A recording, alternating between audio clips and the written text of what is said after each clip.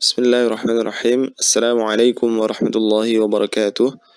Alhamdulillah, wassalatu wassalamu ala rasulillah wa ala alihi wa sahbihi wa man wala wa la hawla wa la quwwata illa billah, amma ba'd. Para peserta kelas tajwid yang semoga dirahmati oleh Allah subhanahu wa ta'ala, kembali kita lanjutkan pelajaran kita di kelas tajwid, masih seputar tafkhim dan tarqiq. Kita masuk pada huruf yang ketiga, yang terkadang bisa dibaca tebal ataupun terkadang bisa dibaca tarqiq. Baik. Huruf yang ketiga yaitu huruf ra, ya, huruf ra. Huruf ra ini memiliki 3 kondisi. Yang pertama, huruf ra yang harus dibaca dengan bacaan tafkhim, ya. Jadi harus dibaca dengan tafkhim atau tebal. Yang kedua, huruf ra yang harus dibaca dengan bacaan tarqiq atau tipis, ya. Sedangkan yang ketiga adalah huruf ra yang boleh dibaca dengan tafkhim dan juga boleh dibaca dengan tarqiq, ya. Jadi ada 3 kondisi, yang harus dibaca tafkhim, yang harus dibaca tarqiq, dan yang boleh tafkhim ataupun tarqiq. Baik. Kita masuk pada bahasan yang pertama, ya, huruf ra yang harus dibaca dengan tafkhim atau tebal. Huruf ra yang harus dibaca dengan tafkhim memiliki 8 kondisi, ya, 8 kondisi. Kondisi 1 sampai dengan 3, ya. Kondisi 1, 2, dan 3 ini berkaitan dengan harokat fathah, ya. Berkaitan dengan harokat fathah. Yang pertama adalah ra yang berharokat fathah. Maka ketika ra berharokat fathah dibaca dengan bacaan tafkhim. Contoh, siraja, ya, sirajan. Ra dibaca dengan tebal. Jadi bukan siro, tapi siro ditebalkan huruf ra-nya. Siraja, bukan siraja, tapi siraja, tebal. Kemudian contoh yang lain, ramadana, rama, ya, ramadana, ya, bukan rama, tapi ra ditebalkan. Tapi kondisi yang kedua adalah ra sukun yang sebelumnya berharokat fathah, ya, masih berkaitan dengan harokat fathah, ya, ra sukun yang sebelumnya berharokat fathah. Contoh,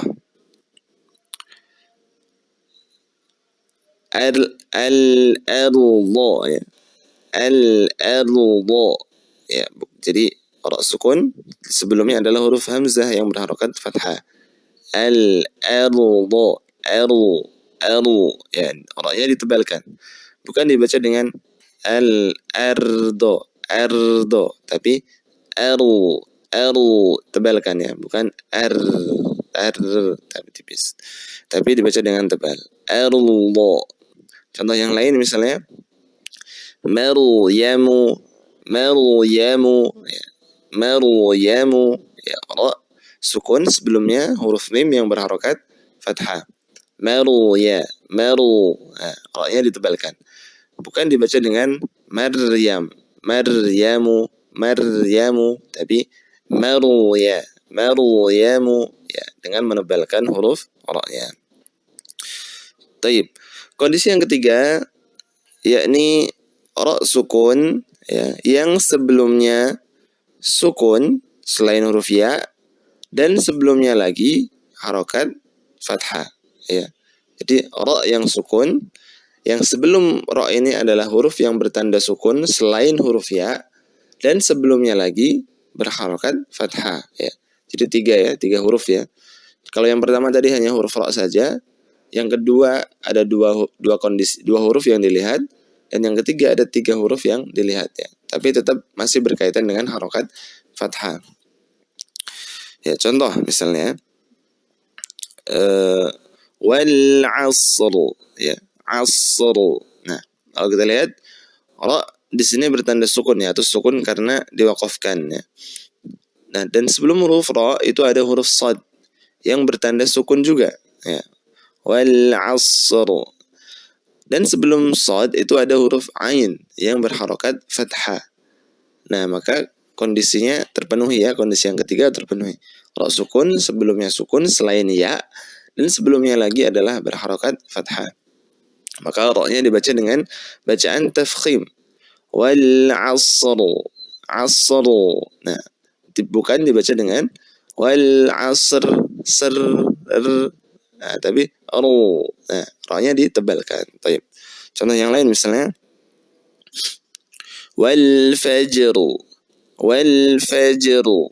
Nah, ra-nya dibaca dengan tebal. Ra sukun, sebelumnya huruf jim bertanda sukun, sebelumnya lagi huruf fa. Nah, berharokat fathah. Baik. Wal fajru. Nah, demikian yang bisa disampaikan pada halaqah kali ini. Jadi ra yang dibaca dengan tafkhim ya, kondisi 1 sampai dengan 3 berkaitan dengan harokat fathah. Yakni ra yang berharokat fathah, ra sukun yang sebelumnya harokat fathah, ra sukun yang sebelumnya sukun, dan sebelumnya lagi ra sukun yang sebelumnya sukun selain huruf ya, dan sebelumnya lagi berharokat fathah. Demikian, semoga ada manfaatnya. Wallahu ta'ala a'lam bis-shawab. Wassallallahu ala nabiyyina Muhammadin wa ala alihi wa sahbihi ajma'in, wa akhiru da'wana alhamdulillahi rabbil alamin. Wassalamu alaikum warahmatullahi wabarakatuh.